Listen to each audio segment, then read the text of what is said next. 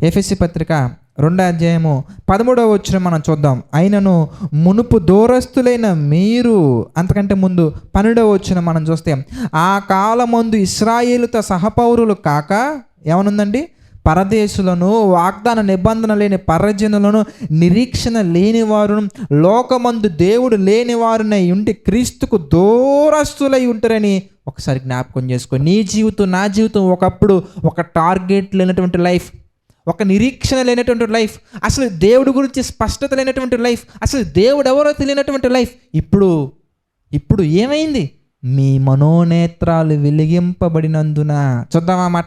1 మనం చూస్తే ఎఫెసీ పత్రిక 1 17, 18, 19 మనం చూస్తే కనుక, మరియు మీ మనోనేత్రములు వెలిగింపబడినందున ఆయన మిమ్మును పిలిచిన పిలుపు వల్లనైన నిరీక్షణ ఎట్టిదో, పరిశుద్ధులలో ఆయన స్వాస్థ్యం యొక్క మహిమైశ్వర్యము ఎట్టిదో, ఆయన క్రీస్తు నందు వినియోగపరిచిన బలాతిశయమును బట్టి విశ్వసించు మన యందు ఆయన చూపుచున్న తన శక్తి యొక్క అపరిమితమైన మహత్యం ఎట్టిదో మీరు తెలుసుకొనవలెనని మన ప్రభువైన యేసుక్రీస్తు యొక్క దేవుడైన మహిమా స్వరూపియగు తండ్రి అని మాట్లాడుతూ వస్తున్నారండి. ఒక చల్లటి పిలుపు, ఒక చక్కటి పిలుపు, ఒక ప్రేమపూర్వకమైనటువంటి పిలుపు. ఏమని తెలుసా? ఏ కష్టం పడుతున్నామో తెలియక, ఎందుకు కష్టపడుతున్నామో తెలియక, ఏం ఆలోచిస్తున్నామో తెలియక, ప్రయాసపడి భారము మోసుకొని ఒక అనేక రకాల ఆలోచనల్లో, అనేక రకాల ఇబ్బందులలో, అనేక రకాల భారముతో కూడినటువంటి ఒక వేదనలో, ఒక ఊబులో చిక్కుకుపోయినప్పుడు ఒక గొప్ప పిలుపండి. ఏంటో తెలుసా? చూడుము, నా అరచేతుల మీద నిన్ను చిక్కుకొని ఉన్నాను. ఒక పిలుపండి, ఒక అద్భుతమైన పిలుపు. ఏంటో తెలుసా? దేవుడు నిన్ను ఎంతో ప్రేమించెను. గొప్ప పిలుపండి. చూడుము, నిన్ను కాపాడుటకు ఆయన కునుకడు, నిద్రపోడు. స్త్రీ తన గర్భమున పుట్టిన చంటి బిడ్డను మరచునా? వాళ్ళైనా మర్చిపోతారు. నైట్ నిద్రపోయినప్పుడు వాళ్ళైనా మర్చిపోతారు. వాళ్ళ పనుల్లో వాళ్ళు ఉన్నప్పుడు వాళ్ళైనా మర్చిపోతారు. నువ్వు స్కూల్కి వెళ్ళాకో, కాలేజీకి వెళ్ళాకో, యూనివర్సిటీకి వెళ్ళాకో, నీకు వివాహం చేశాకో, నీ బాధ్యతలకు నువ్వు వెళ్ళాకో, కానీ నేను నిన్ను మరువను. ఇదిగో ఒక విషయం గుర్తుంచుకో. ఏంటో తెలుసా నీకు ఎవడైనా కానీ అపాయము చేయాలని ఒక ఆలోచన కలిగి ప్రయత్నిస్తే, వాడు సైన్యములకు అధిపతి అయినటువంటి నా కనుగుడ్డు ముట్టిన వాడు అని జ్ఞాపకం ఉంచుకో. ఒక ధైర్యం, ఒక బలం, ఒక కొండ, ఒక కోట, ఒక ఆదరణ, ఒక ప్రేమ, ఒక బలం, ఇవన్నీ కూడా కలిపినటువంటి ఒక ప్రేమపూర్వకమైనటువంటి ఒక పిలుపు మనల్ని పిలిచిందండి. శాశ్వతమైన ప్రేమతో నేను నిన్ను ప్రేమించుచున్నాను. ఎప్పుడో తెలుసా? చీకటిలో ఉన్నప్పుడు, అంధకారములో ఉన్నప్పుడు, ప్రయాసపడి భారం మోసుకొనిచున్నప్పుడు, నిరీక్షణ లేనప్పుడు, దేవుని గురించినటువంటి అవగాహన లేనప్పుడు, నీ బ్రతుకేంటో నీకే తెలియనప్పుడు పిలిచినటువంటి ఒక ప్రేమపూర్వకమైన పిలుపు వలన మనము దేవుని యొద్దకు ఆకర్షించబడి విశ్వాసము ద్వారా కృపచేత ఆయన యొద్దకు వచ్చి ఉన్నాము. అదే మాటలు పౌలు గారు గుర్తు చేస్తున్నారండి. ఇదే మాటలో పౌలు గారు చాలా చక్కగా గుర్తు చేస్తున్నారు. కొలస్సీలకు రాసిన పత్రిక మనం చూద్దాం. కొలస్సీలకు రాసినటువంటి పత్రిక 1 మనం చూస్తే పిల్లరా 23 మనం చూద్దామండి. 21 నుంచి మనం చూస్తే అవే మాటలు మనం జాగ్రత్తగా గమనించినట్లయితే కనుక 21 నుంచి మనం చూస్తే, మరియు గత కాలమందు దేవునికి దూరస్తులను మీ దుష్క్రియల వలన మీ మనస్సులో విరోధ భావము గలవారై ఉండిన మిమ్మును కూడా, మనల్ని కూడా, మనందరిని కూడా దేవుడు ఏం చేశారంటే తన సన్నిధిని పరిశుద్ధులుగాను, నిర్దోషులుగాను, తర్వాత ఏమండి నిరపరాధులుగాను నిలవబెట్టుటకు ఆయన మాంసయుక్తమైన దేహమందు మరణము వలన ఇప్పుడు మిమ్మును సమాధానపరచును. పునాది మీద కట్టబడిన వారై స్థిరముగా ఉండి, మీరు విన్నట్టు ఆకాశము క్రింద ఉన్న సమస్త సృష్టికి ప్రకటింపబడినట్టు ఈ సువార్త వలన కలుగు నిరీక్షణ నుండి తొలగిపోక విశ్వాసమందు నిలిచి ఉండే నీడల ఇది మీకు కలుగును.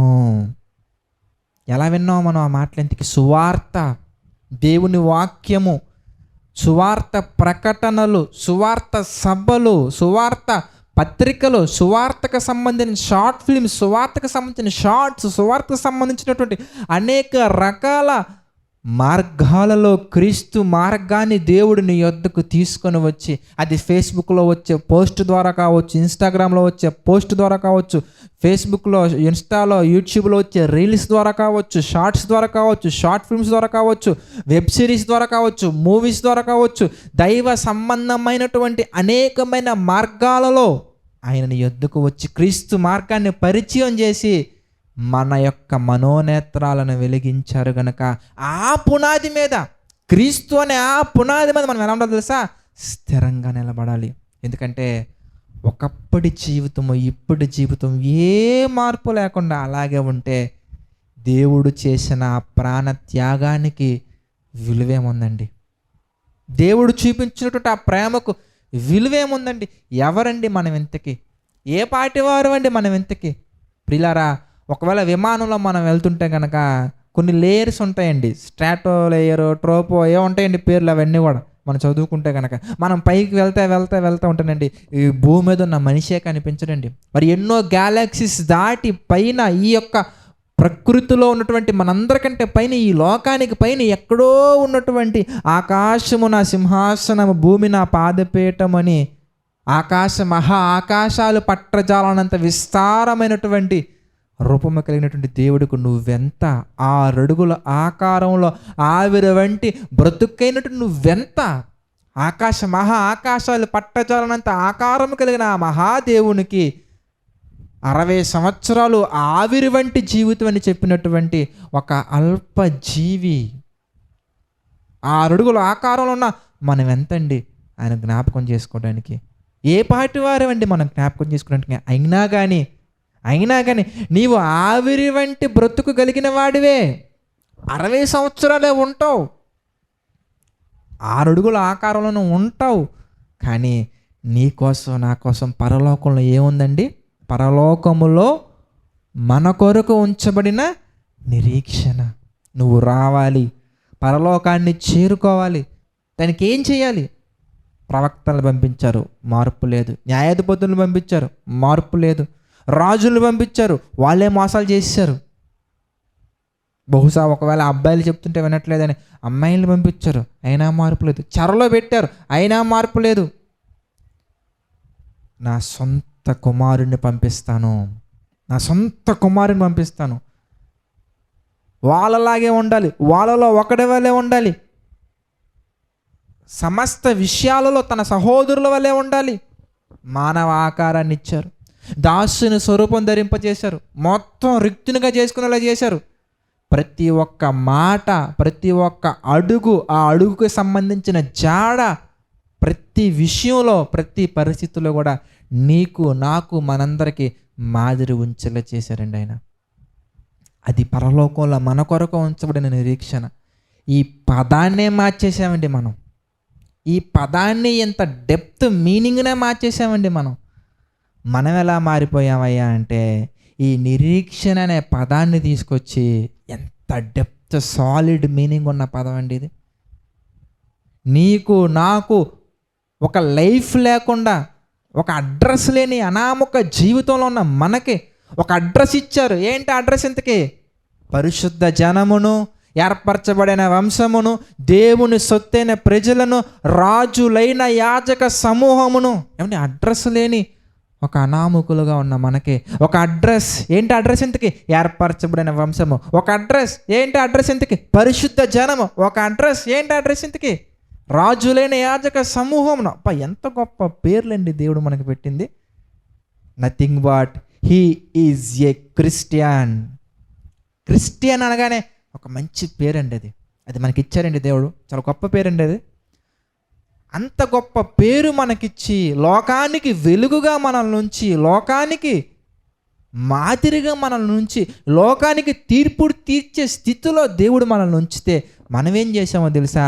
మనకి ఇవ్వబడినటువంటి ఆ గొప్ప పేరుని, గొప్ప ఆధిక్యతను, గొప్ప కృపను, విశ్వాసము ద్వారా కృప, అంత గొప్ప కృపను మనం ఏం చేస్తున్నామయ్యా అంటే దుర్వినియోగం చేస్తున్నాము.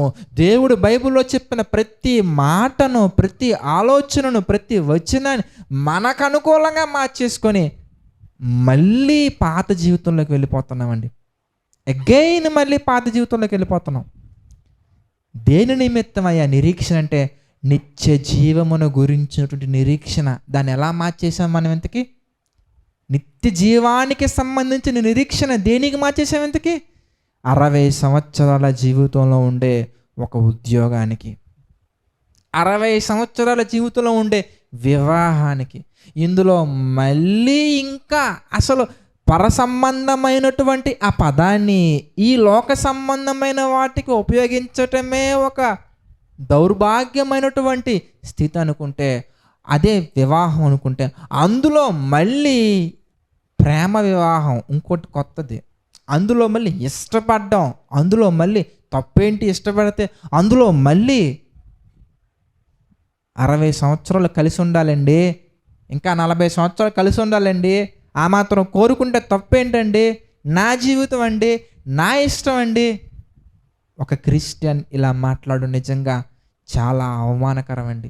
క్రీస్తుని ఎరుకని నిరీక్షణ లేని పరదేశులు, పరజనులు, ప్రభు యొక్క విలువ తెలియని వారు ఆ మాటలు మాట్లాడుతున్నారంటే బహుశా వాళ్ళు తెలియక మాట్లాడుతున్నారు, బహుశా వాళ్ళకి స్వచ్ఛమైనటువంటి విలువలు తెలియక మాట్లాడుతున్నారు. కానీ వాక్యాన్ని చేతపట్టుకొని దేవుని యొక్క జ్ఞానాన్ని తెలుసుకుంటూ దేవుని కృపలోకి వచ్చిన తర్వాత కూడా మళ్ళీ ప్రభువా నీ చిత్తం ఏంటయ్యా అని ఆలోచించటం మానేసి మనసులో ఒకటి ఫిక్స్ అయిపోయి, ప్రభువా ఇది జరగాలని చూడయ్యా, ఇది జరిగేలా చూడయ్యా, మా ఇద్దరికి ప్రార్థన చేస్తే నేనేం చేస్తాను తెలుసా, అనేక మందికి బైబిళ్ళు పంచి పెడతానయ్యా. చూసారా ఎలాంటి కోరికలు కోరుకుంటున్నామో? గొంతమ్మ కోరికలు అంటారండి వీటిని. దేవుని యొక్క వాక్యం ఏం సెలవిస్తుంది తెలుసా? పరలోకమందు ఉంచబడిన నిరీక్షణను తీసుకెళ్ళి కారుకు పెడతావా? నిరీక్షణ కలిగి ఉండాలి బ్రదర్ వివాహం నిమిత్తము, నిరీక్షణ కలిగి ఉండాలి బ్రదర్ కారు కోసము, నిరీక్షణ కలిగి ఉండాలి బ్రదర్ ఇల్లు కట్టుకోవడానికి, నిరీక్షణ కలిగి ఉండాలి బ్రదర్ ఒక మంచి ఉద్యోగం వస్తుంది. చూసారు ఎలా మార్చేసాం మనం ఇంతకీ? కానీ దేవుడు ఏం చెప్తున్నారో తెలుసా? వాక్యం ఏం చెప్తుందో తెలుసా? ఒకసారి మీరు ఆలోచిస్తే ఆ పదం అనేది ఈ లోక సంబంధమైనటువంటిది కాదండి. ఆ పదానికి ఒక మీనింగ్ ఉంది, ఆ పదానికి ఒక డెప్త్ ఉంది, ఆ పదం వెనుక దేవునికి ప్రణాళిక ఉంది, ఆ పదము వెనుక శాశ్వతమైన ప్రేమ ఉంది, ఆ పదము వెనుక నీ కొరకు నా కొరకు ప్రాణాన్నే త్యాగం చేసినటువంటి యేసుక్రీస్తు వారి గొప్ప మహా త్యాగం ఉందండి. దాన్ని మనం తీసుకెళ్ళి దేనికి పెడుతున్నావా అంటే ఇదిగో కొంతసేపు కనబడి అంతలో మాయమైపోయే ఆవిరి వంటి జీవితానికి పెట్టేస్తున్నామండి.